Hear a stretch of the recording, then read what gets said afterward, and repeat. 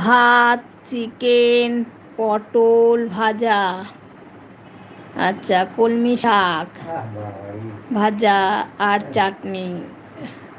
জানো তো অনিতা মণ্ডল দি এর মধ্যে একটা জিনিস জয়বাবুর খুব প্রিয়।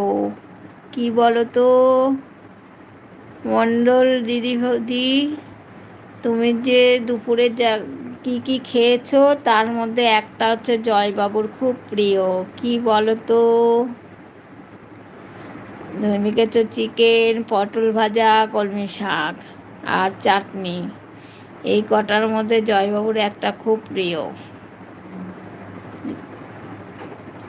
কোনটা বলো তো? কলমি শাক। ও কলমি শাক হলে আর কিচ্ছু লাগে না, ওই দিয়ে এক থালা ভাত খেয়ে নেবে, বুঝলে?